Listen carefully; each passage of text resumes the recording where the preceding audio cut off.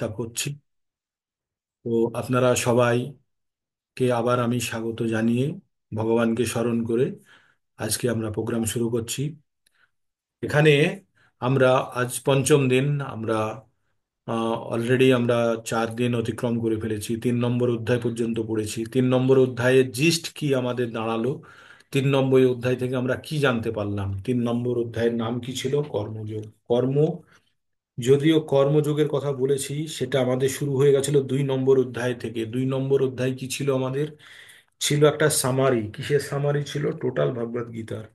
তো 2 নম্বর অধ্যায়ের পরে যখন 2 নম্বর অধ্যায়ে আমাদের সাংখ্যযোগ ছিল প্রথমে, মানে সাংখ্য মানে হচ্ছে অ্যানালাইসিস, যেটা সংখ্যা দিয়ে যেটাকে আমরা বলি। তারপরে আমাদের অর্জুনকে বোঝানো হলো যে তোমার স্বধর্ম কি, ক্ষত্রিয়, ক্ষত্রিয় ধর্ম কি।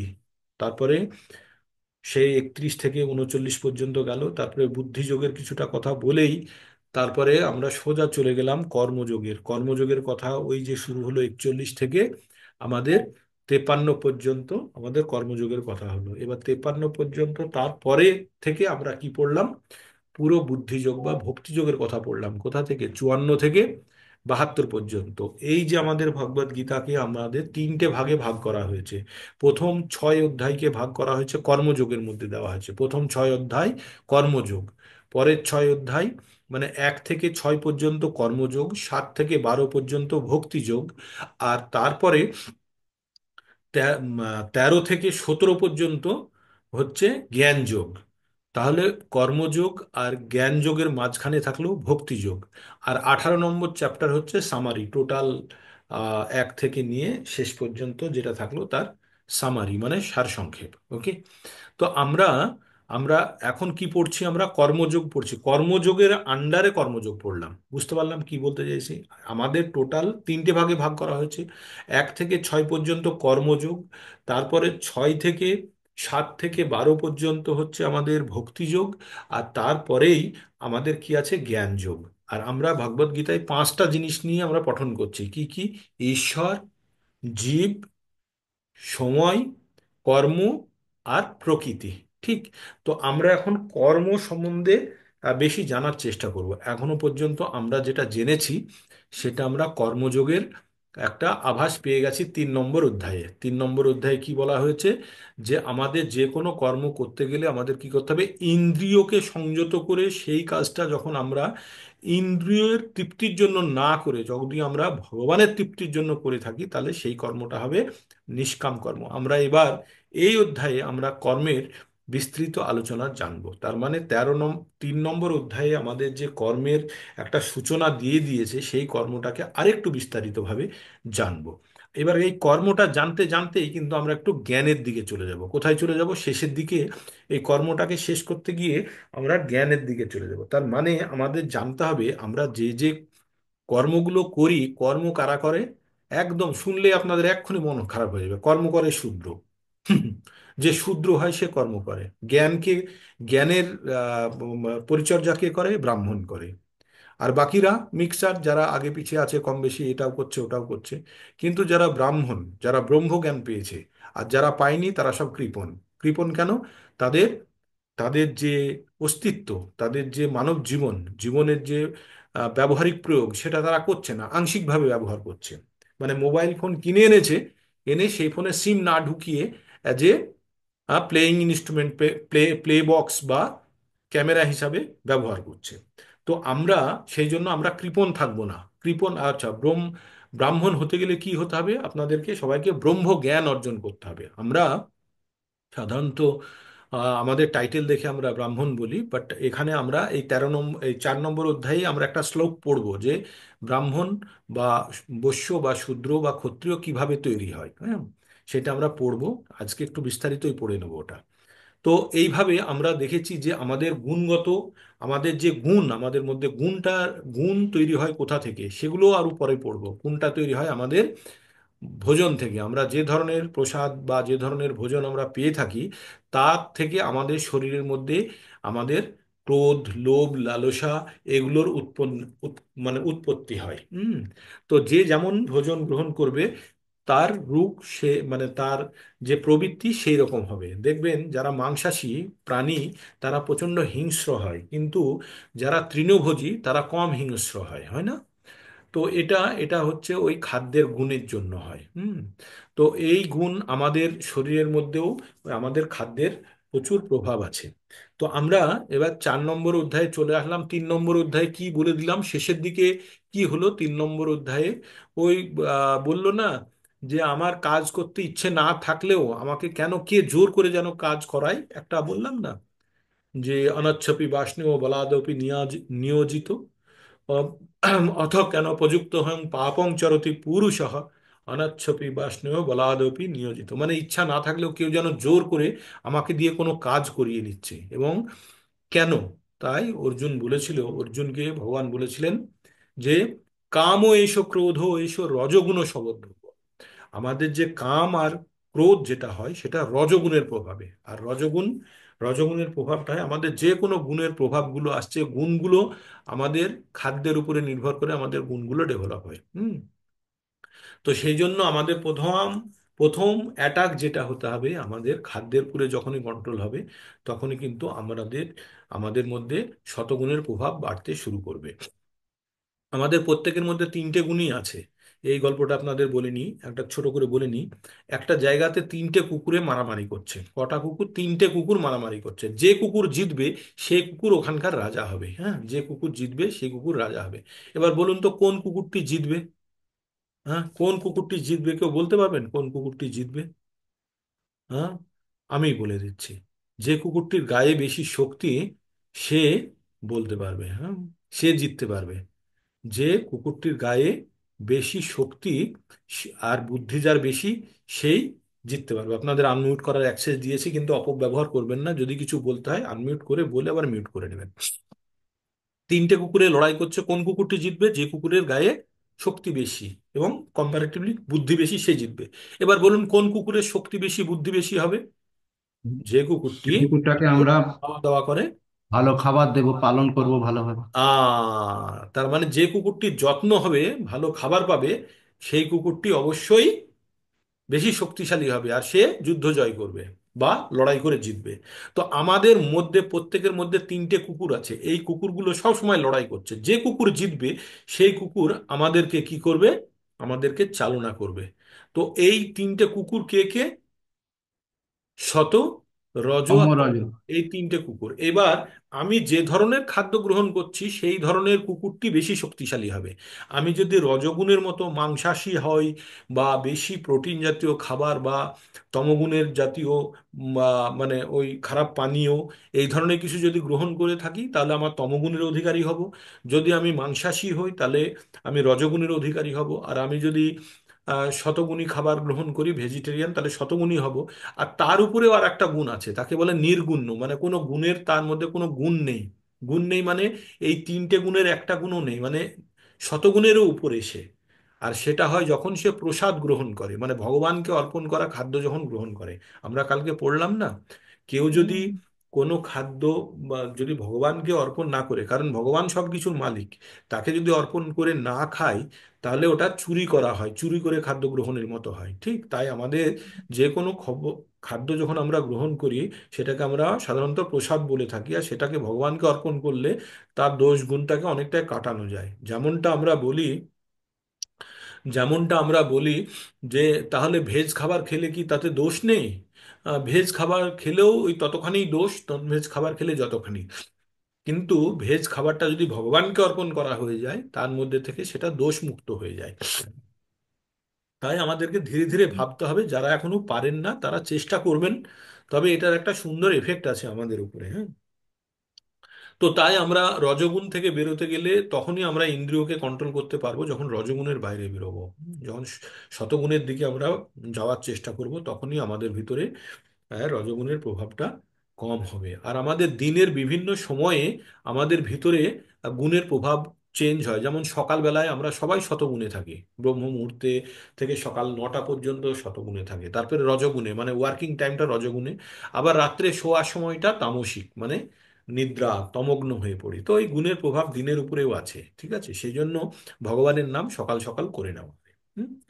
তো এই ছিল গতকালকের আমাদের কনক্লুশন। তার মধ্যে বলেছিল শ্রেয়ান স্বধর্ম বিগুণহা পরধর্ম সদানুষ্ঠিতাৎ, সবকিছু বলে শেষে ওটাকে কালকে বলল যে যে কাজটাই করবে ভগবানকে অর্পণ করে যদি কার্য করা হয় তাহলে সেই কাজে দোষ নেই। অনেকটা আজকের অধ্যায়েরও কিছু কভার হয়ে গেল এতে। এবার প্রথম শ্লোকটি যেটি শুরু হচ্ছে, এখানে কি হচ্ছে, যদিও এই এই অধ্যায়ের নাম কি, এই অধ্যায়ের নাম হচ্ছে জ্ঞান যোগ। জ্ঞান যোগ। জ্ঞান যোগ। এবার জ্ঞান যোগ তো আমরা বলেছি যে জ্ঞান যোগ তো আমাদের পরে আছে, 13 থেকে আছে, তাহলে জ্ঞান যোগ কোথায় হলো?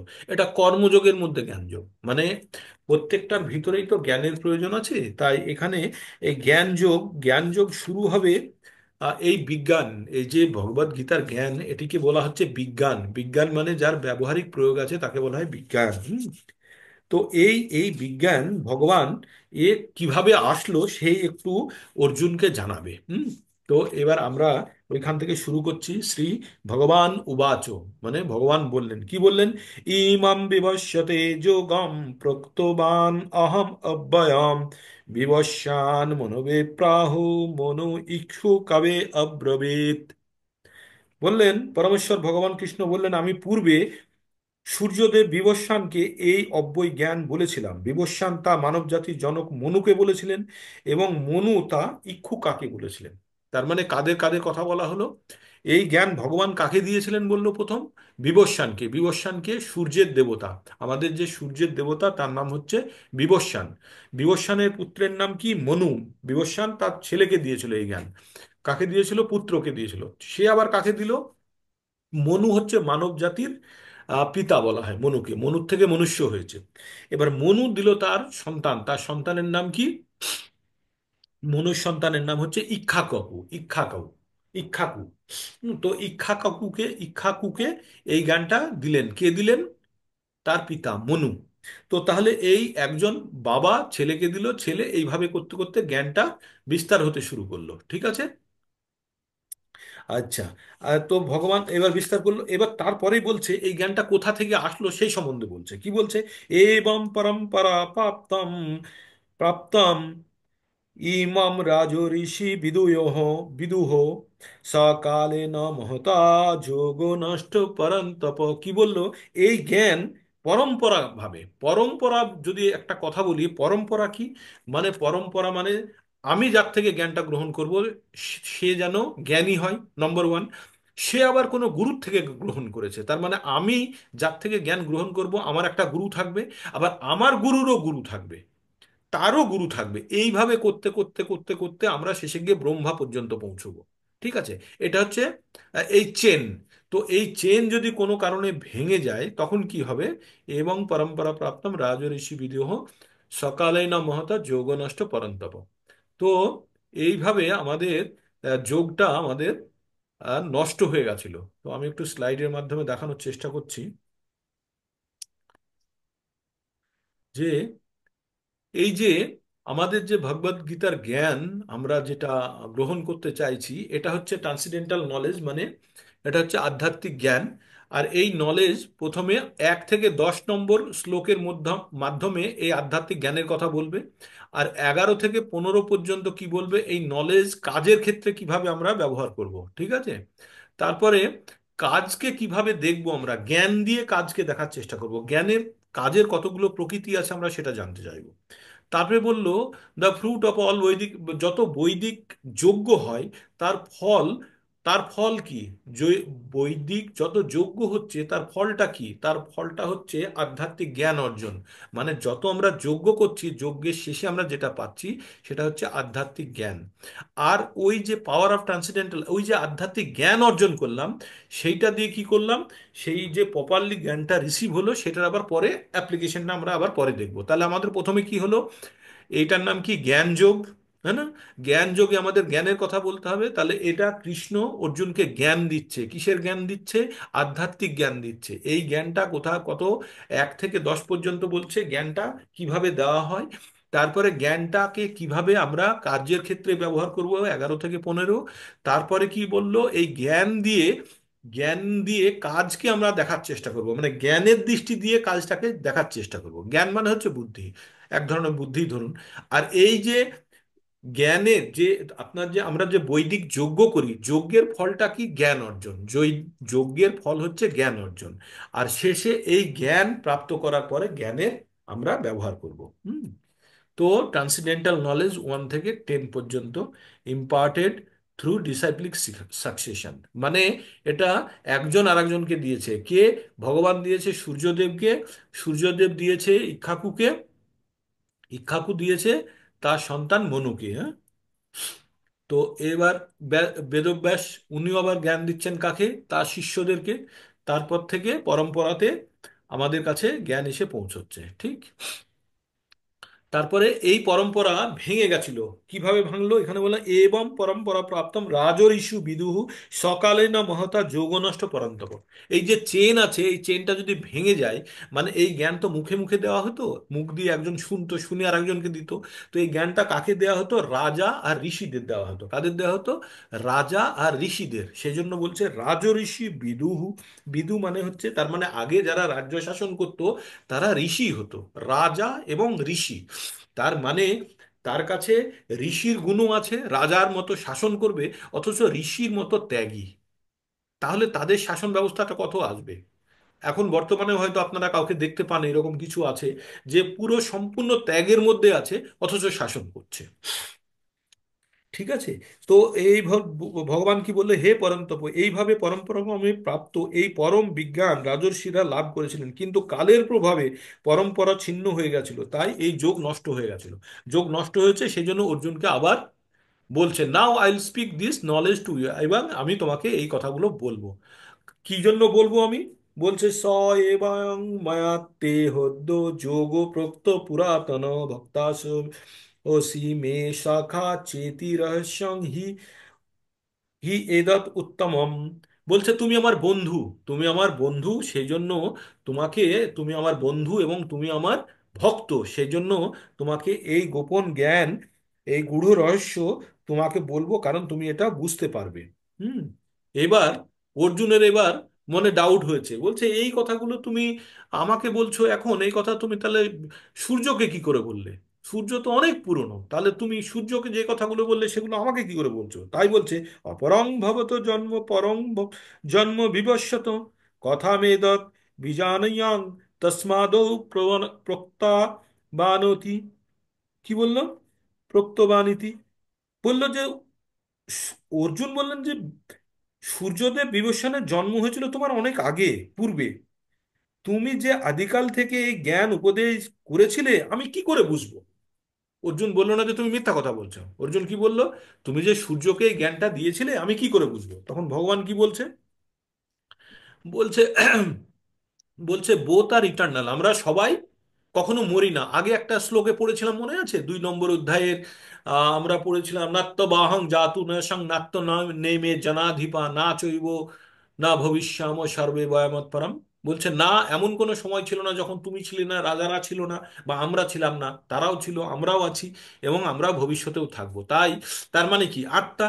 তো সেই আত্মার কথা বলছে যে বোথ আর ইটার্নাল, আমি এবং তুমি। অর্জুনকে বলছে, অর্জুন আমি এবং তুমি, আমরা দুজনেই কিন্তু চিরস্থায়ী। কিন্তু তুমি জীবের শরীর নিয়ে আছো, আমি আধ্যাত্মিক শরীর নিয়ে আছি। জীবের শরীর পরিবর্তনশীল, আধ্যাত্মিক শরীর পরিবর্তনশীল নয়। তাই বলছে যে তুমি আর আমি বহু জন্ম আমরা গ্রহণ করেছি, কিন্তু তুমি সেটা স্মরণ করতে পারো না, কিন্তু যেহেতু আমি আধ্যাত্মিক স্মরণ আছে, আমার কাছে পুরোটা স্মরণ আছে। অর্জুন তাই বলল। তারপরে কি বলল? Both we have come to this, and আমাদের বডি, ভগবানের বডি ট্রান্সিডেন্টাল মানে আধ্যাত্মিক, আর অর্জুনের বডি হচ্ছে আহ পার্থিব বডি। সেই জন্য অর্জুন সেটাকে মনে রাখতে পারছে না। যদিও আমি জন্মরহিত, ভগবান কি বলে? অজোপি সন্ন অব্যয়া, অজ ওপি সন অব্যয়া আত্মভূতানাম ঈশ্বর ওপি সন প্রকৃতাম সাম অধিষ্ঠায় সম্ভবামি আত্মনায়া আত্মায়া। কি বলল? যে আমি, যদিও আমি জন্মরহিত, আমার চিন্ময় দেহ অব্যয়, যদি আমি সর্বভূতের ঈশ্বর, তবুও আমার অন্তরঙ্গা শক্তিকে আশ্রয় করে আমি আদি চিন্ময় রূপে যুগে যুগে অবতীর্ণ হই। তার মানে ঈশ্বর যখন শরীর নিয়ে আসে, সেটাকে বলছে চিন্ময় শরীর, আমাদের মতো ভৌতিক শরীর নয়। আর ভগবান এই ভৌতিক দুনিয়ার অন্তর্গত নয়। যদিও তিনি আসেন, কিন্তু ভৌতিক দুনিয়ার কোনো নিয়মের মধ্যে পড়ে না। প্রথম দিন স্লাইড দেখিয়েছিলাম, মনে আছে? যে ভগবানের আন্ডারে চারখানা চক্র চলছে, ভগবানের মধ্যে ভগবান কোনো চক্রের মধ্যে নেই। সময় বলুন, প্রকৃতি বলুন, জীব বলুন, কর্ম বলুন, কোনোটাতে ভগবান যুক্ত নয়, সবগুলো কিন্তু ভগবান তার বাইরে। তো তাই ভগবান বলল, আমি জন্মরহিত, আমার জন্ম হয় না, আমি আত্মপ্রকাশ করি। আচ্ছা, জন্মগ্রহণ করার আত্মপ্রকাশ করার মধ্যে পার্থক্য আছে। জন্মগ্রহণ করা হচ্ছে যে মায়ের কোল থেকে হয়, কিন্তু ভগবান কখনো মায়ের কোল থেকে আত্মপ্রকাশ করে। ইভেন কৃষ্ণ যখন জন্ম হয়, আপনারা শুনলে আশ্চর্য হবেন যে জেলের মধ্যে প্রথম যখন ভগবান আবির্ভূত হয়েছিলেন, চতুর্ভুজ নারায়ণ রূপে উনি আবির্ভূত হয়েছিলেন। তার পরবর্তীতে তাদেরকে দর্শন দিয়ে তারপরে বাচ্চা ছেলের রূপ নিয়েছিলেন। ঠিক আছে, আমাদের মতো সাধারণ জন্ম হয় না ভগবানের। তো এবার ভগবান বলল যে আমি আমার চিন্ময় দেহ অবস্থা, আমি ঈশ্বর, আর তবু আমার অন্তরঙ্গা শক্তিকে আশ্রয় করে আমি চিন্ময় রূপে যুগে যুগে অবতীর্ণ হই। একবার না, যুগে যুগে, মানে বারবার এই একই কাজ করেন। হ্যাঁ, তারপরে ভগবান কি বলছে? এবার এই শ্লোকটি আমরা সবাই জানি এবং পড়ি। তো 7 নম্বর শ্লোকে চলে গেছে, যদা যদা হি ধর্মস্য গ্লানির্ভবতি ভারত অভ্যুত্থানং অধর্মস্য তদাত্মানং সৃজাম্যহম। তারপরে কি বলছে? পরিত্রাণায় সাধুনাম বিনাশায়শ্চ দুষ্কৃতাম ধর্ম সংস্থাপনার্থায় সম্ভাবামি যুগে যুগে। তাহলে ভগবান কি করতে আসছে? ভগবান আসছে, কখন আসে ভগবান? ভগবান আসেন যখন দেশে কি হয়, ধর্মের গ্লানি, মানে ধর্মের পতন হয়, আর অধর্মের অভ্যুত্থান হয়, অভ্যুত্থান হয়, তখন আমি নিজে প্রকাশ করে অবতীর্ণ হই। হ্যাঁ, সৃজনাহম, অবতীর্ণ হয়ে মানে আত্মপ্রকাশ করি।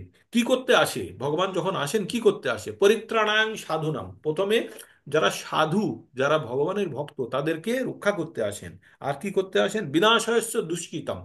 তো আর কাদেরকে বিনাশ করে? দুষ্কৃতিকারীদেরকে বিনাশ করে। তাহলে ভগবান কি করতে আসছেন? ভগবান আসছেন পরিত্রাণাং সাধুনাম, সাধুদেরকে পরিত্রাণ করতে, আর দুষ্কৃতীদেরকে বিনাশ করতে। আর তার সঙ্গে কি করছেন?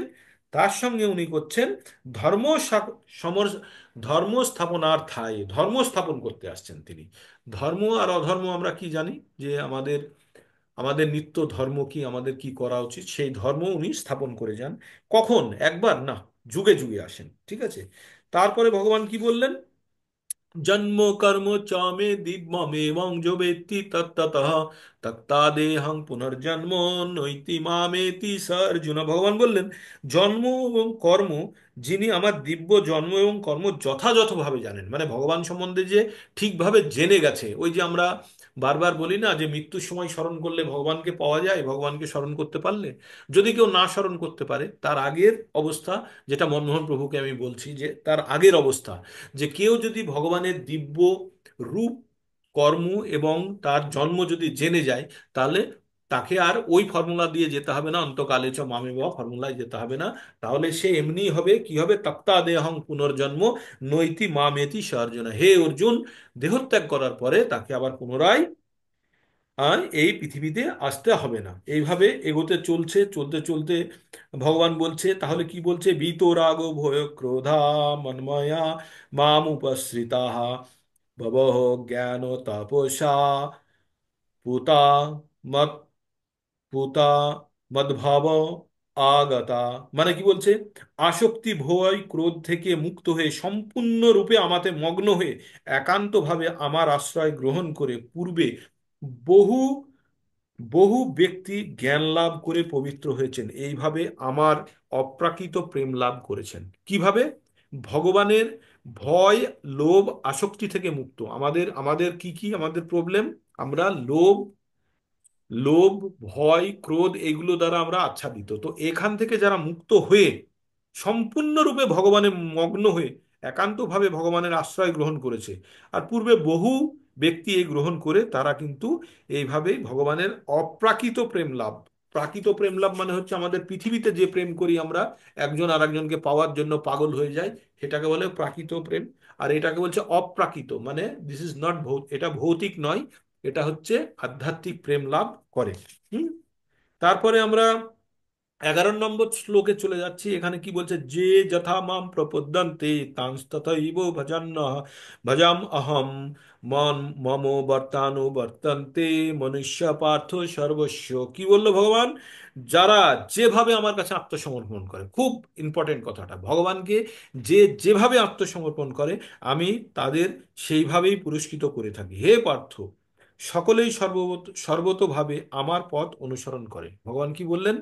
সবাই সর্বতোভাবে আমার পথ মানে ভগবানকে যদি কেউ অনুসরণ করে, তাহলে সে অনুসরণ মানে তাকে যদি অনুসরণ করে কেউ, তাহলে অবশ্যই সে ভগবান পর্যন্ত পৌঁছতে পারবে। তাই বলছে যে যেভাবে ভগবানকে, কেউ যদি দেবদেবতার পুজো করে যদি ভগবানকে চাওয়ার চেষ্টা করে, তাহলে সে সেখান থেকেও ফল পাবে। তাই বলছে কাঙ্ক্ষা কাঙ্ক্ষান্ত কাঙ্ক্ষন্তঃ কর্মণাং সিদ্ধি যজন্ত ইহ দেবতা ক্ষিপ্রম হি মনুষ্য লোকে সিদ্ধির ভবতি কর্মজা। তার মানে কেউ যদি কোনো কিছু পাওয়ার জন্য দেবদেবতাদের যদি পুজো করে, তো কর্মফলের ফলে সিদ্ধ কামনা করে, তারা দেবদেবের উপাসনা করে, সকাম কর্মের ফল অবশ্যই শীঘ্র লাভ হয়। তার মানে আমরা দেবদেবতার যে পুজো করি, করে ফল অবশ্যই পাওয়া যায়, আর ফলটা সকাম কর্ম মানে যেটা বন্ধনযুক্ত। আমরা এই এক্ষুনি পড়বো, এবার কর্মে চলে যাব। তারপরে সেই কালজয়ী শ্লোক, যেটা 13 নম্বর শ্লোক, আমরা বলবো চতুর্বর্ণং মায়া সৃষ্টং গুণা কর্ম বিভাগশা তস্য কর্তারমপি মাং বিদ্যা কর্তারমব্যয়াম। কি বললো? প্রকৃতির 3টে গুণ ও তাদের সঙ্গে সংযুক্ত কর্ম অনুসারে আমি মানব সমাজকে 4টে বর্ণের ভিত্তিতে ভাগ করেছি বা সৃষ্টি করেছি। আমি এই প্রথা স্রষ্টা হলেও আমাকে অকর্তা এবং অব্যয় বলে জানবে। অকর্তা মানে যে ডাইরেক্টলি কন্ট্রোল করে না, আর অব্যয় মানে যার কোনো ক্ষয় নেই। ঠিক আছে? তো ভগবান এই যে আমাদের মধ্যে যে ব্রাহ্মণ ক্ষত্রিয় বৈশ্য শূদ্র 4টে যে বর্ণ তৈরি করেছে, এই ভগবান বলছে এই বর্ণ ব্যবস্থা আমি তৈরি করেছি। কিসের ভিত্তিতে? গুণ আর কর্ম বিভাগ, এসব গুণ আর কর্মের ভিত্তিতে, নাকি জন্মের ভিত্তিতে। তো এইটার বিস্তারিত আলোচনা পুরো দিন শেষ হয়ে যাবে, তবু ছোট করেই আমরা বললাম যে বৈদিক সাহিত্যে প্রথমত যখন তৈরি করা হয়েছিল, ব্রাহ্মণ তাদের বানানো হয়েছিল যারা বেশি পড়াশোনা করে বুদ্ধি মানে, 4টে বাচ্চাকে একটা স্কুলে ভর্তি করা হলো, সব থেকে হাইয়েস্ট লেভেল পর্যন্ত যে পড়লো সে হয়ে গেল ব্রাহ্মণ, তার মাঝামাঝি যে মোটামুটি পড়লো সে হলো ক্ষত্রিয়, আর তার আগেই যে স্কুল ছেড়ে দিল যে আমার ভাল লাগে না পড়তে আমি কাজ করব, সে হয়ে গেল বৈশ্য, আর তার আগে যে স্কুল ছেড়ে দিয়েছে আমি পড়বই না বলে, একই বাপের 4টে ছেলে, সে বললো, তখন ওর বাবা বলেছে যা মজদুরি কর। তো এইভাবে আমাদের 4টে বর্ণের সৃষ্টি হয়েছিল। ওকে।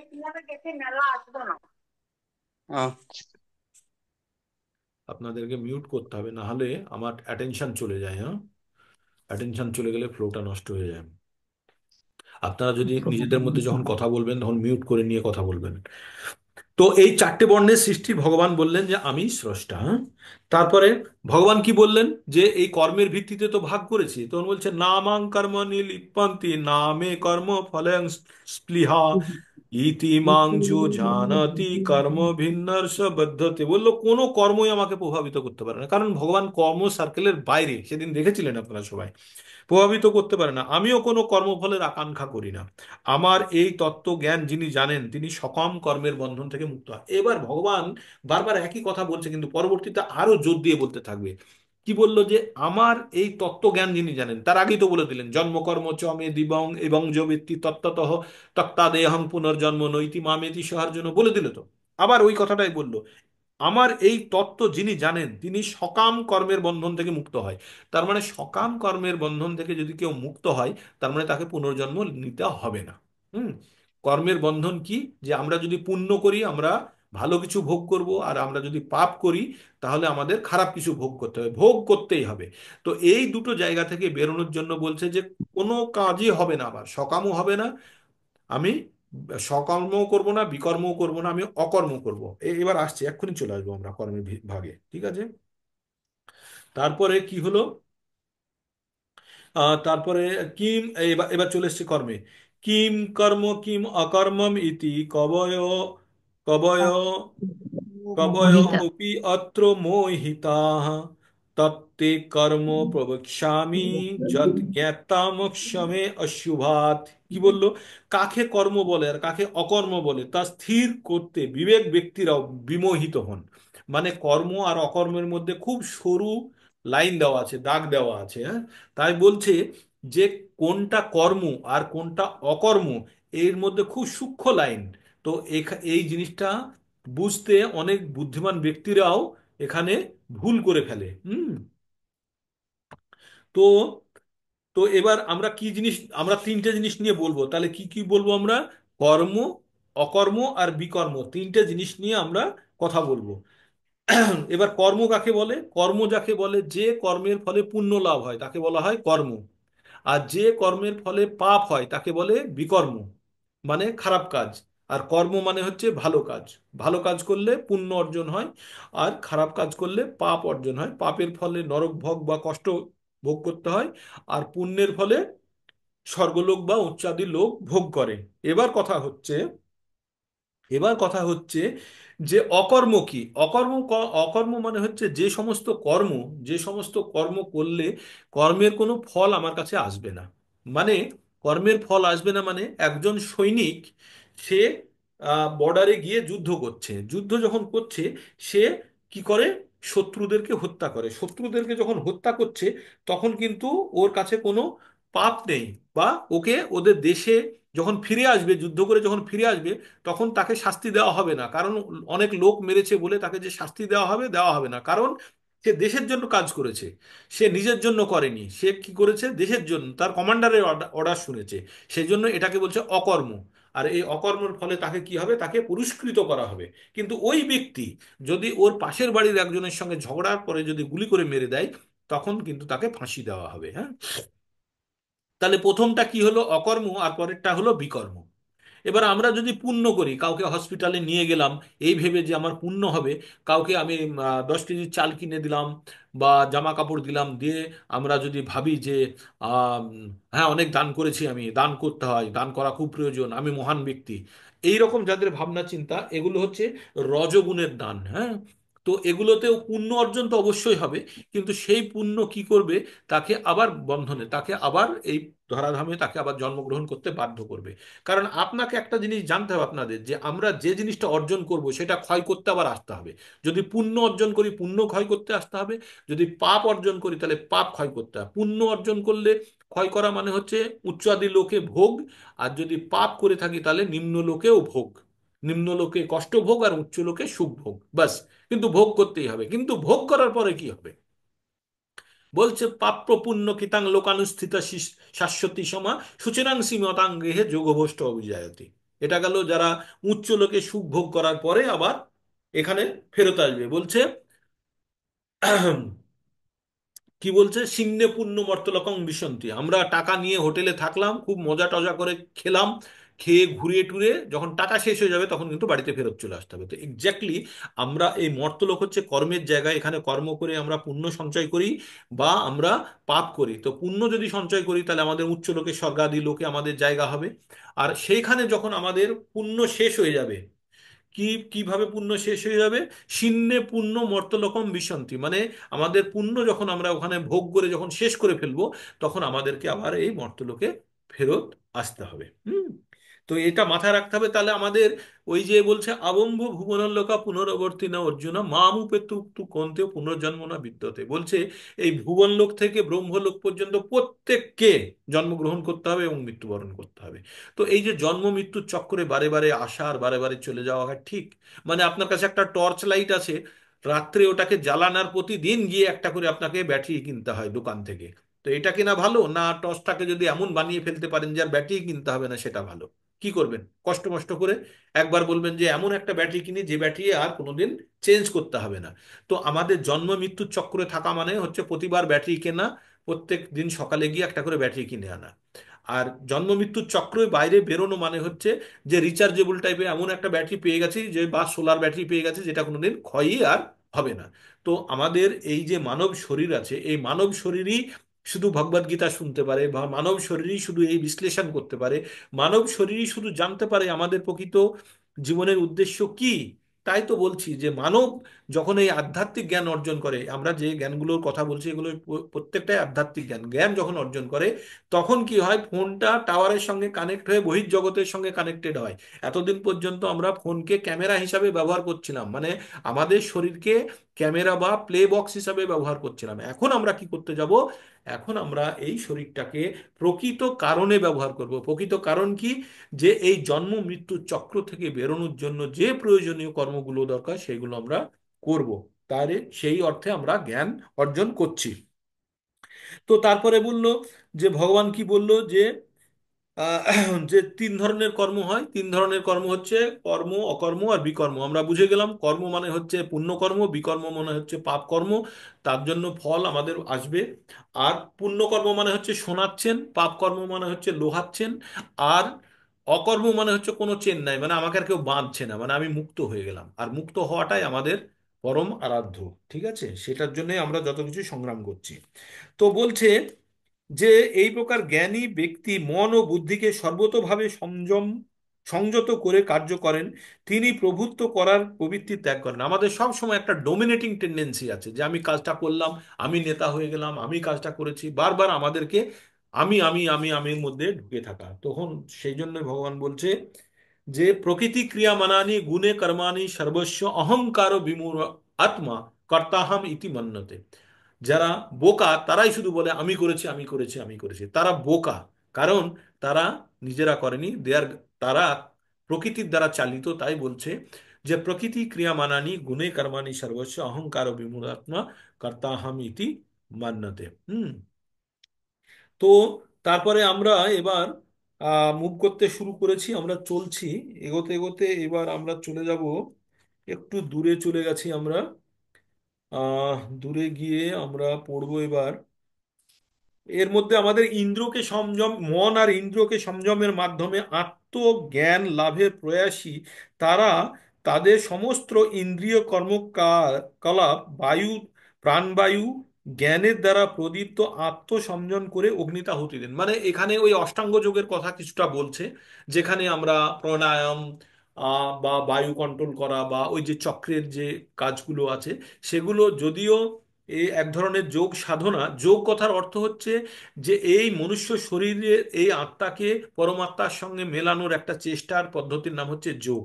ঠিক আছে, এই যোগ, সেই জন্য বিভিন্ন যোগের নাম উল্লেখ করা হয়েছে: কর্মযোগ, জ্ঞান যোগ, অষ্টাঙ্গ যোগ, বুদ্ধিযোগ, ভক্তিযোগ, এইভাবে বিভিন্ন যোগের কথা বলা হয়েছে। তো আমরা যে যোগটা ফলো করার চেষ্টা করব ভগবদ গীতার মাধ্যমে, যেটা আমরা জানার চেষ্টা করব সেটা হচ্ছে ভক্তিযোগ।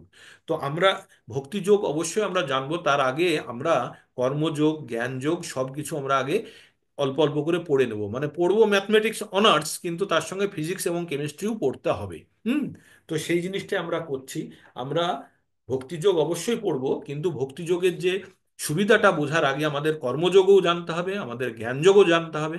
তবে আমরা ভক্তিযোগের পুরো মজাটা নিতে পারবো। তো এইভাবে আমরা এগোতে এগোতে আমরা কোথায় গিয়ে পৌঁছলাম? এবার আমরা, আজকে ঠিক টাইমে চলছে নাকি আজকে?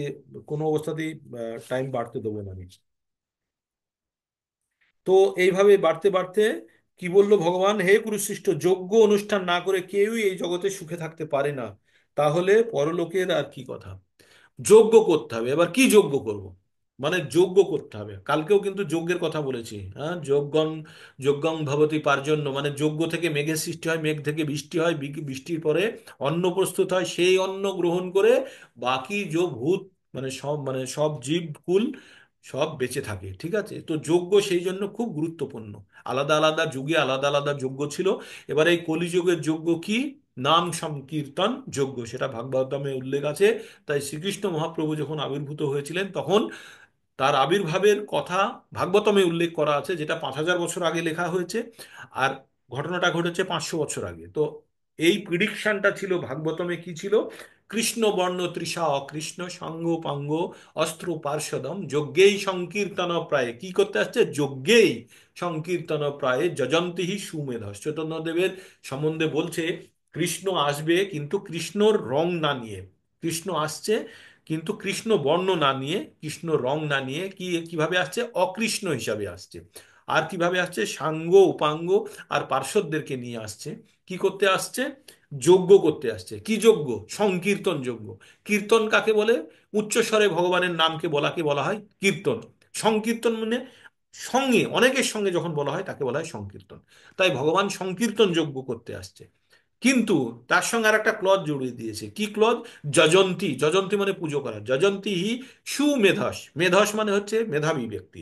সুমেধাস মানে অত্যন্ত মেধাবী ব্যক্তি। তার মানে ভগবান যে যজ্ঞ করতে আসছে, সেই যজ্ঞটা খুব মেধাবী ব্যক্তিরাই শুধু গ্রহণ করতে পারবে। তার মানে এখানে আপনারা যারা এসেছেন, তারা প্রত্যেকের একটা নির্দিষ্ট মেধা আছে, যার জন্য আপনারা এটার জন্য অ্যাট্রাক্ট হয়েছেন এখানে। আমি কোনো পাবলিসিটি বা আমার কোনো এখানে এমন কিছু নয় যে আপনাদের দিয়ে আমি বিশেষ কিছু উপকার পাবো, তা নয়। বাট এটা একটা জ্ঞান, যেটা আমাদের গ্রন্থে লেখা আছে, সেটা আমি পড়ে পড়ে আপনাদেরকে শোনাচ্ছি। আর ভবিষ্যতে আমিও চাইবো আপনারা প্রত্যেকে এক একজন এক একটা টিম তৈরি করবেন, করে প্রত্যেককে এই জ্ঞান বিতরণ করবেন। কারণ এই জ্ঞান যারা অর্জন করেছে, যারা প্রকৃত অর্থে অর্জন করেছে, তাদের পরম কর্তব্য হচ্ছে এই জ্ঞান বিতরণ করা। তখনই আপনি ব্রাহ্মণ্য শ্রেণীতে পৌঁছতে পারবেন, না হলে কৃপণই থেকে যাবেন। যতক্ষণ না পর্যন্ত আপনার অর্জিত জ্ঞান আপনি অন্য আরেকজনকে দিতে পারছেন, ততক্ষণ পর্যন্ত আপনি কৃপণ থেকে যাবেন। মানে আমার অর্জিত জ্ঞান যদি আমি ব্যবহার না করি, তাকে বলা হয় হিংসা। হিংসার একটা পরিভাষা। হিংসা তিন ধরনের হিংসা হয়। একটা হচ্ছে কাউকে হত্যা করা বা হত্যা করতে উদ্যত হওয়াকে হিংসা বলা। দুই নম্বর হচ্ছে যে আমি আমি কাউকে পড়ে যেতে দেখছি, আমার কাছে ক্ষমতা আছে, আমি তাকে রক্ষা করছি না, সেটাকেও হিংসা বলে। আর একটা হচ্ছে ঈর্ষাকেও আমরা হিংসা বলে থাকি, যে ওর দেখে আমার হিংসা হচ্ছে। তো এই যে আমরা তিন ধরনের হিংসার মধ্যে একটা হিংসা হচ্ছে আমার কাছে ক্ষমতা আছে, কিন্তু আমি এই ক্ষমতার সৎ ব্যবহার করলাম না কাউকে রক্ষা করার জন্য। সেটাকে, তার মানে আপনারা যে এই জ্ঞান অর্জন করছেন, এই জ্ঞান অর্জন করার পরে যদি আপনারা কোনো একজন ব্যক্তি যার প্রয়োজন তাকে যদি আপনারা না দেন, তাহলে আপনারাও কিন্তু কার্পণ্য দোষে ভুগতে শুরু করলেন। এই কার্পণ্য দোষ থেকে বেরোতে গেলে আপনাকে ব্রাহ্মণ্য শ্রেণীতে আসতে হবে। আর ব্রাহ্মণ্য শ্রেণীতে পৌঁছতে গেলে আপনাদেরকে জ্ঞান অর্জন করতে হবে, আর জ্ঞানের জ্ঞানের অনুশীলন করতে হবে। তাই এই জ্ঞান অর্জন করতে গেলে আপনাদেরকে কি করতে হবে? হয় শুনতে হবে, না হলে পঠন করতে হবে। আর শোনা এবং পঠন দুটোই যদি করতে পারেন, তার থেকে ভালো কিছু নয়। আর তার থেকে আরো ভালো শোনা, পঠন করা এবং স্মরণ করা, মানে ওটাকে আবার নিজের মনের মধ্যে স্মরণ করা। তার থেকেও ভালো হচ্ছে শোনা, পঠন করা, স্মরণ করা এবং অন্যকে পড়ানো। ঠিক আছে? তাই ভগবান এক জায়গাতে বলছে, জো ইদম পরমম গুহ্যং মদ্ভক্তেষু অভিধাস্যতি ভক্তিময়ী পরমকীর্তা মামেবি মামেব এষস্য অসংশয়। যে এই পরম জ্ঞান আমার ভক্তদের মধ্যে বিতরণ করবে, তার থেকে প্রিয় কেউ পৃথিবীতে নেই। সে আমার কাছে যে অবশ্যই আসবে, তাতে কোনো সন্দেহ নেই। মনমোহন প্রভুর আর একটা উত্তর দিয়ে দিলাম।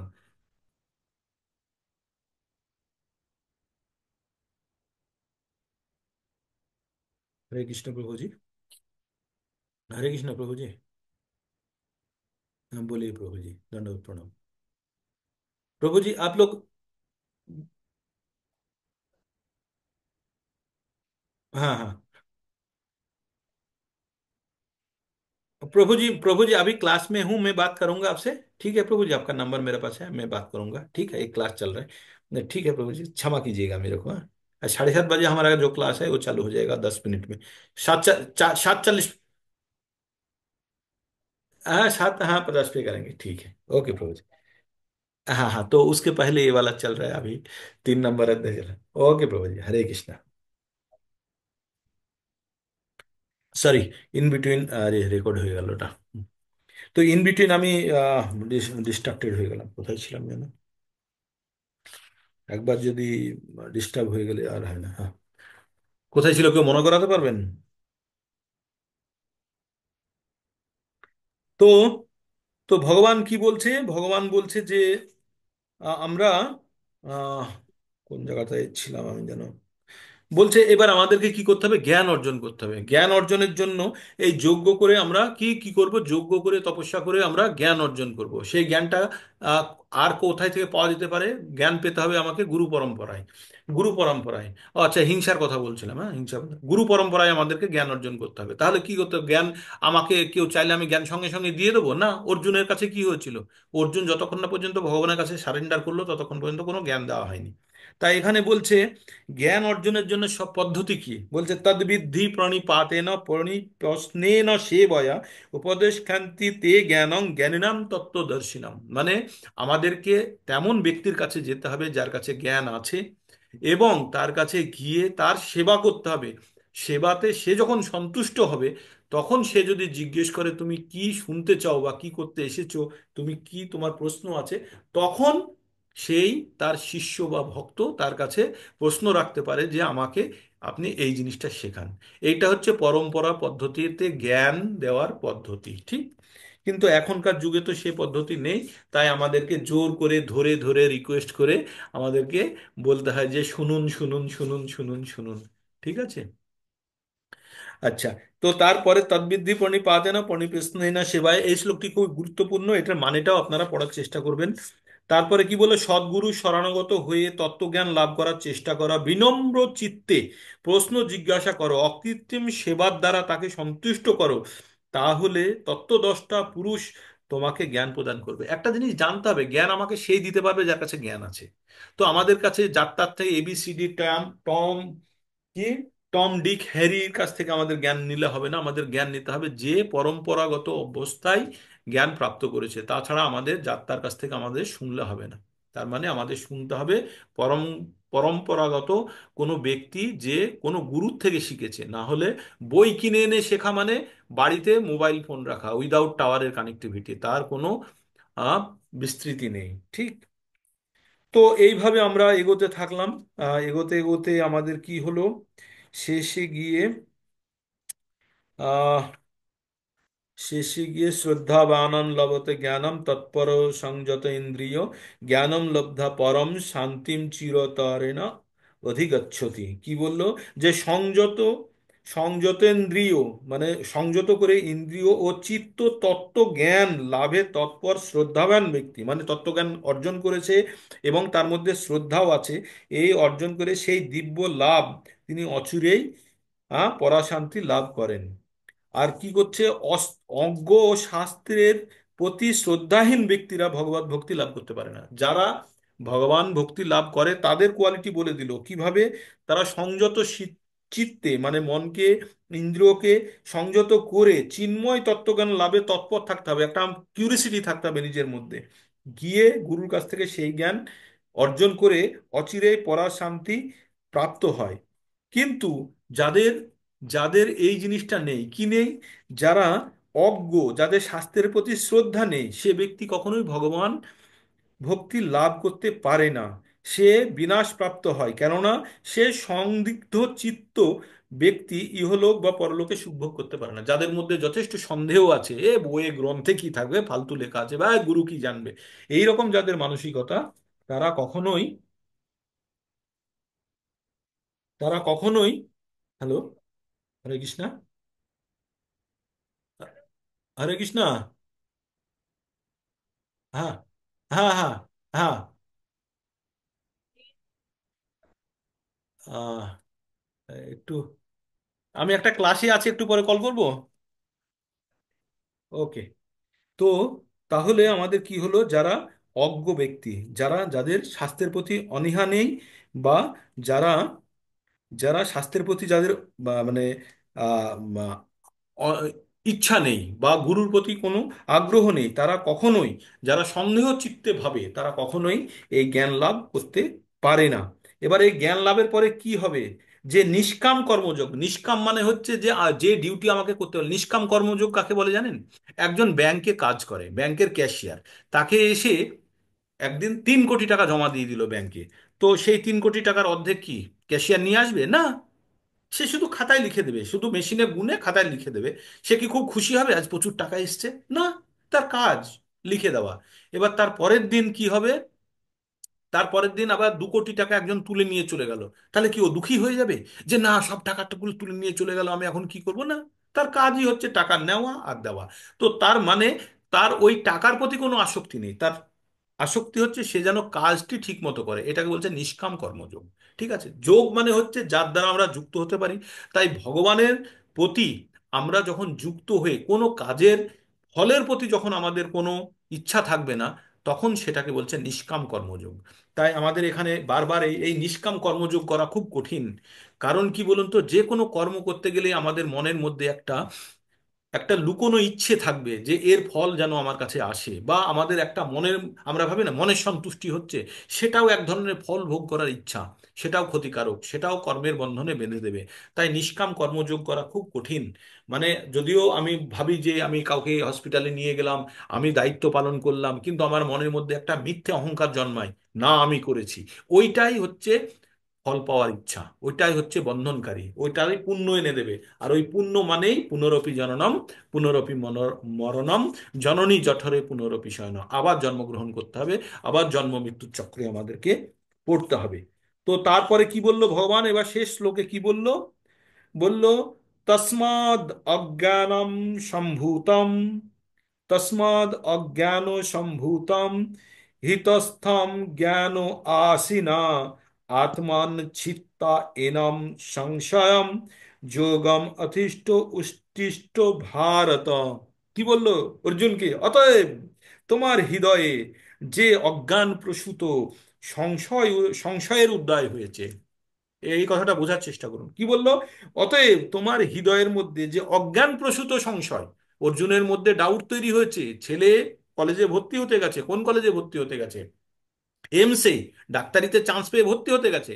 কিন্তু সেখানে গিয়ে সে বলছে আমি ডাক্তারি পড়বো না, কারণ ডাক্তার হলে অপারেশন করতে হয়, মানুষকে কাটতে হয়, তাতে পাপ হবে। তাই তো আপনি বোঝাচ্ছেন আপনার ছেলেকে যে না, সেটা নয়, তুই ভুল বলছিস। তেমনি অর্জুনকে ভগবান বোঝাচ্ছেন।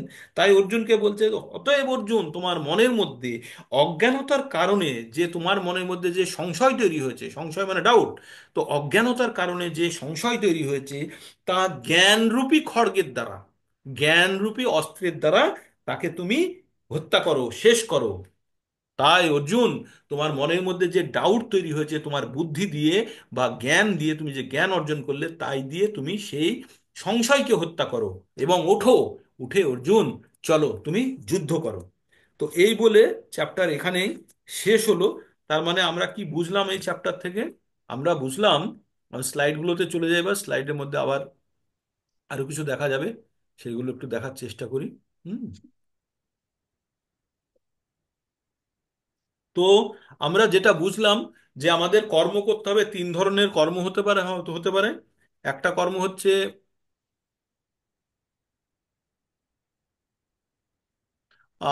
সকর্ম, অকর্ম আর বিকর্ম, এই তিনটে কর্ম আমাদের মাথায় রাখতে হবে। ভগবান বলেছে, যখন ধর্মের গ্লানি হয় তখন আমি আসি, দ্যার ইজ ডিক্লাইন রিলিজিয়ান, মানে যখন ধর্মের গ্লানি হয় তখন আমি এসে আমি কি করি? আমি সকলকে রক্ষা করি। এই যে নরসিংহ রূপ দেখছেন, ভগবান নরসিংহদেব এসেছিল, এসে ধর্মের স্থাপনা করেছিলেন, তাই বলছে। তারপরে বলছে যে যে এইবার আমাদের একটা ভক্তির কথা আমাদের এখানে একটা দেওয়া আছে, যে ভক্তির আমাদের নখানা ধাপ আছে। হ্যাঁ, এটা বলতে চাইছিলাম, ভক্তির নখানা ধাপ আছে। প্রথম হচ্ছে শ্রদ্ধা, আমাদের মনের মধ্যে বিশ্বাস থাকতে হবে। কিসের? ভক্তির বিশ্বাস থাকতে হবে। আপনারা দেখতে পাচ্ছেন তো? স্লাইডটা দেখতে পাচ্ছেন? না। এই এই হ্যাঁ, এই এবার স্লাইড, দেখা যাচ্ছে। স্লাইড দেখতে এবার পাচ্ছেন না? হ্যাঁ, এবার দেখা যাচ্ছে। স্লাইড স্লাইড দেখছেন তো? হ্যাঁ, স্লাইড দেখা যাচ্ছে। ওকে, ফাইন। তো এই স্লাইডটিতে একটা জিনিস লেখা আছে, দেখুন। এখানে লেখা আছে, 9টা লাইন লেখা আছে। শ্রদ্ধা, শ্রদ্ধা মানে হচ্ছে ফেথ, যে কোনো জিনিসের প্রতি বিশ্বাস। তো প্রথমেই ভগবানের ভক্তির প্রথম যে পর্যায় সেটা হচ্ছে শ্রদ্ধা। শ্রদ্ধা না থাকলে আমরা কখনোই ভগবান ভক্তিতে এগোতে পারবো না। তারপরে হচ্ছে শ্রদ্ধা যখন থাকবে আপনার মধ্যে, তখনই আপনি সাধু সঙ্গ করবেন। সাধু সঙ্গ মানে হচ্ছে যে সৎ জ্ঞানী, ওই বিষয়ে জ্ঞানী ব্যক্তি, তার সঙ্গে আপনি সম্পর্ক রাখবেন, হ্যাঁ, অ্যাসোসিয়েশন অফ ডিভোটিস। তারপরে কি হবে, যখন তার সাধু সঙ্গ করবেন, তখন কি হবে আপনার মধ্যে এখানে, তখন ওর সাধু সঙ্গে কিছু শুনবেন, শুনে আপনি একটা কার্য করবেন, তাকে বলছে ভজনক্রিয়া। এখানে 4 নম্বরে লিখেছে, ওটা 3 নম্বরে হবে।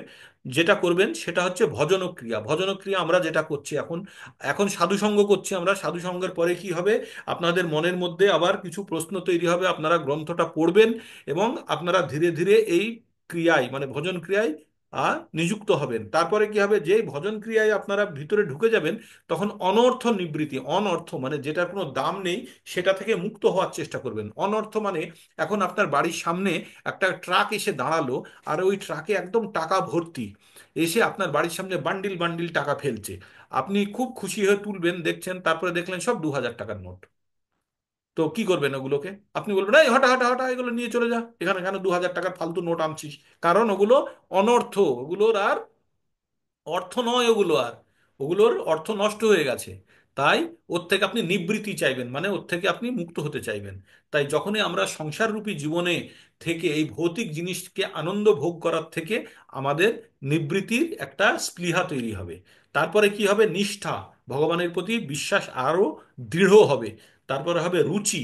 রুচি মানে আমাদের ওই যে যে কাজটা করছি, প্রথমে তো মেশিনের মতো করছি এখন, তারপরে আপনাদেরকে আমি জোর করে ধরে এনে শোনানোর চেষ্টা করছি। পরে কি হবে? আপনাদের যখন রুচি তৈরি হয়ে যাবে, এই পর্যায়গুলো যখন ফলো করবে তখন রুচি তৈরি হয়ে যাবে।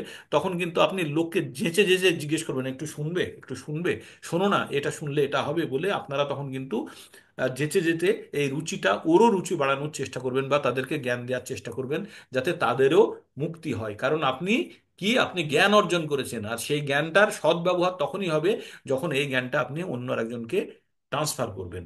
তারপরে কি আসবে? আসক্তি। এই রুচি হওয়ার পরেই ভগবানের প্রতি আসক্তি চলে আসবে, অ্যাটাচমেন্ট। মানে এবার যখনই আপনার ভগবানের প্রতি অ্যাটাচমেন্ট আসবে, সব জিনিসের প্রতি তখন আস্তে আস্তে একটা বিরক্তি আসতে থাকবে। তারপরে হবে কি? ভাব। মানে সব সময় আমরা বলি না, ও এক কিছু একটা ভাবের মধ্যে থাকে, মানে সব সময় তার মাথার মধ্যে এই একটা জিনিসই ঘুরছে, ভগবান ভগবান ভগবান ভগবান ভগবান। আমি তোমার নিত্য দাস, আমাকে দিয়ে তুমি যা করাতে হয় তাই করো, আমি একদম নিষ্ক্রিয় ব্যক্তি, আমার কিছু করার ক্ষমতা নেই, তুমি যেভাবে তুমি চালাবে আমি সেইভাবে চলবো। তারপরে হচ্ছে প্রেম। প্রেম হচ্ছে সর্বোচ্চ লেভেল ভগবানের। প্রেম প্রাপ্তি আমাদের মনুষ্য সমাজে কেউ পেতে পারে না। রাধারানীর মধ্যে প্রেমটা ছিল, যেটা ভগবানের সঙ্গে প্রেমের যুক্তির একটা বন্ধনের জায়গা, সেটা হচ্ছে প্রেম। আর ভাব পর্যন্ত বড় বড় এই যে আমাদের মনি ঋষিরা, এরা ভাব লেভেলে চলে যেতে পারে। হ্যাঁ। তো এই হলো 9টা স্টেপ। আরেকবার বলে দিই, শ্রদ্ধা, এগুলো যারা লেখা নেই আপনারা লিখে নিতে পারেন। শ্রদ্ধা, সাধুসঙ্গ, ভজন ক্রিয়া, অনর্থ নিবৃত্তি, তারপরে হলো নিষ্ঠা, রুচি, আসক্তি, ভাব আর প্রেম। হ্যাঁ, 9টা স্টেপ। স্টেপ। তারপরে হলো নলেজ, এগুলো তো সব বললাম। হুম। তারপরে ভগবান, প্লিজ আরেকবার নোটা বললেন তো, নোটা আরেকবার বলুন তো। 9টা হচ্ছে, প্রথমে হচ্ছে শ্রদ্ধা, হ্যাঁ। তারপর হচ্ছে সাধুসঙ্গ, হ্যাঁ। ভজন ক্রিয়া, হ্যাঁ। তারপর অন- হচ্ছে অনর্থ নিবৃত্তি, হ্যাঁ, অন্যথা আর। হ্যাঁ। রুচি, রুচি। আসক্তি, আসক্তি। ভাব ভাব। আর প্রেম। হুম। প্রেম। Thank you. এটা হচ্ছে প্রথম। তো এই হচ্ছে 9টা স্টেট। তারপরে বিভিন্ন স্ক্রিনশট ভাবে নিয়ে নিন, ভগবানের স্ক্রিনশট। ই করছে। আর তার মধ্যে এই যে চতুর্বর্ণ মায়া সিস্টেম বলছিল না, 4টে বর্ণ আমি সৃষ্টি করেছি, ব্রাহ্মণ, ক্ষত্রিয়, বৈশ্য আর শূদ্র, এইভাবে ভাগ করেছে। মেরিটের ভিত্তিতে, জন্মের ভিত্তিতে নেয়। আবার বলছি, এই ভাগ করা হয়েছিল যার যতখানি বুদ্ধি আছে বুদ্ধির ভিত্তিতে। এখনো আমাদের চলে, এই বর্ণ ব্যবস্থা চলছে, দেখুন না। আপনি যদি কোনো একটা, আপনি যদি বেশি বুদ্ধিমান হন তাহলে কি হবেন? কলেজের প্রিন্সিপাল হবেন। যদি কম বুদ্ধিমান হন তাহলে কি হবেন? স্কুলের টিচার হবেন। তার থেকে কম যদি হন ক্লার্ক হবেন। তার থেকে যদি কম হয় তাহলে ফোর্থ ক্লাস বা তারও নিচে যদি কিছু থাকে সেইভাবে। তো এটা তো খুব এখনো চলছে। এটা শুধু আমাদের দেখার ভঙ্গি চেঞ্জ হয়ে গেছে বলে তাই, তাছাড়া কিছুই নয়। আর যারা চাকরি করে তারা সবাই শূদ্র, এটা জানবেন। মানে জন্মগত ভাবে আমরা সবাই শূদ্র। এবার যে যতখানি তার উন্নতি সাধন করছে সেটার উপরে নির্ভর করছে সে কোন স্তরে পৌঁছচ্ছে। মানে বাই বার্থ এভরিবডি ইজ শূদ্রা। ঠিক আছে? তো এইভাবে কি বিভিন্ন স্টেজের মধ্যে দিয়ে গেলাম। দিয়ে 3 কাইন্ডস অফ অ্যাকশন। কর্ম, কর্ম যেটা হচ্ছে গুড কর্ম হলে রিবার্থ হবে। বিকর্ম হলে কাম উইথ মেটেরিয়াল অ্যাটাচমেন্ট, মানে কাজের প্রতি আসক্তির সঙ্গে হলেও ওটা ব্যাড কর্ম, সেখানেও রিবার্থ হবে। আর অকর্ম, অকর্ম মানে হচ্ছে without attachment, fruits offered to Krishna, no reaction, no action, no birth. মানে যে ফল আমি কৃষ্ণকে অফার করে দিলাম, আমি নিজে কিছু গ্রহণ করছি না, ভগবানের উদ্দেশ্যে কাজ করছি, সেটা বলছে অকর্ম। ঠিক। becomes the association of তারপরে devotee perfect knowledge as unearthly A servant of Krishna. তো এই যে into অগ্নি, অগ্নি কি করে? সবকিছুকে জ্বলিয়ে ভস্মীভূত করে। তেমনি যখন যখন আমাদের জ্ঞান অর্জন হয়ে যায় তখন আমাদের মনের মধ্যে calm চাহিদা অচাহিদার সব অগ্নিগুলোকে ruchi ভস্মীভূত করে, সেটাই দেখানোর চেষ্টা করছে। কি বলছে? Understanding action in inaction. attachment, এই দুটো কারো চালু হয়ে গেছে দেখুন। হুম। preliminary love of Krishna, prema, ওং তৎসৎ। এবার হচ্ছে বর্ণাশ্রমে হচ্ছে কে কে কি করে। ব্রহ্মচারীরা অস্টারিটিস পালন করে, তারা জীবন ব্রহ্মচর্য পালন করে। তারপরে যারা হাউস হোল্ডার আছে, যারা গৃহস্থ, তারা বাড়িতে থেকে রেগুলেটেড লাইফ পালন করে তারা। আর যারা যোগী তারা যজ্ঞের, মানে তিনজনই যজ্ঞ করছে। একজন হচ্ছে অষ্টাঙ্গ যোগের মধ্যে, এরা হচ্ছে আহ, যে তার ইন্দ্রিয় কন্ট্রোল করে যোগ করছে। গৃহস্থ যোগ্য যজ্ঞ করছে, সে নিয়মের মধ্যে দিয়ে করছে। আর ব্রহ্মচারী তারা ব্রহ্মচর্যের মাধ্যমে তাদের যজ্ঞ করছে। হুম। আর finally all sacrifice request controlling হয়ে গেল। হরে কৃষ্ণ হরে কৃষ্ণ কৃষ্ণ কৃষ্ণ। এবার চলে এলো, এবার বলছে তদ্বিদ্ধি পণিপাতে না পণিপস্নিন সেবায়া, যেটা বললাম, গুরুদেবের কাছে গিয়ে তার থেকে তার সেবা করে, তার থেকে বিনয় চিত্ত হয়ে তার থেকে প্রশ্ন জিজ্ঞেস করতে হবে, করে জ্ঞান অর্জন করতে হবে। এই আর কি আজকের হয়ে গেল। এবার তাহলে কি হবে, বেনিফিট অফ ট্রান্সিডেন্টাল নলেজ, এই যে আমরা আধ্যাত্মিক জ্ঞান অর্জন করছি তাতে কি হবে, যে এই যে in the boat of transcendental knowledge, এই যে আধ্যাত্মরূপী যে নৌকা আছে, সেটা দিয়ে আমাদের ভবতরী পার করাবে। আর কি করবে, আমাদের মধ্যে যে ভৌতিক জিনিস ভোগ করার যা ইচ্ছা, সেই ইচ্ছাকে এই জ্ঞানরূপী অগ্নি দ্বারা আমরা ভস্মীভূত করতে পারি। হুম। তো তারপরে বলছে যে আহ, যে যারা ডাউট করে, যারা শাস্ত্রকে ডাউট করে, যারা গুরুকে ডাউট করে, তারা কখনো শান্তি পেতে পারে না। এই জন্মেও পেতে পারে না, পরের জন্মেও পেতে পারে না, তাই বলছে। তো তাই বলছে তোমার মনের মধ্যে যে ধরনের ডাউট তৈরি হয়েছে, অর্জুনকে বলছে সংশয় তৈরি হয়েছে, সেটা জ্ঞানের খড়গ দ্বারা তুমি তাকে কেটে শেষ করে ফেলো। এটা হচ্ছে লাস্ট। তাহলে জ্ঞান দিয়ে আমাদেরকে কর্ম অকর্মকে বুঝতে হবে, আর শেষে আমরা জ্ঞানে এসে পৌঁছলাম। হরে কৃষ্ণ কৃষ্ণ কৃষ্ণ হরে হরে, হরে রাম রাম রাম হরে হরে। আমাদের এখানেই প্রোগ্রাম শেষ হয়ে গেল আজকের। এবার যারা যারা যাদের কিছু বলার আছে, আনমিউট করে বলতে পারেন। বাংলা ব্যাচ এখানেই শেষ হয়ে যাবে। কিছু যদি আপনাদের বলার থাকে, তাহলে আপনারা, বা জিজ্ঞেস করার থাকলে হ্যান্ড রেজ করে বলতে পারেন। আমরা সকলকে আনমিউট করার অ্যাক্সেস দিয়ে দিয়েছি, আপনারা বলতে পারেন। আর না হলে, যদি না থাকে কিছু বলার, কালকে আবার আমরা ঠিক 6:30 জয়েন করব। প্লিজ দেরি করবেন না। বেশিরভাগই আহ, শ্রোতা, এখনো ভক্ত বলছি না, শ্রোতারা দেরি করে জয়েন করছেন। দেরিটা করবেন না প্লিজ, 6:25 জয়েন করুন, শ্রোতাটা আমরা 6:30 শুরু করতে পারি। হ্যাঁ। হরে কৃষ্ণা।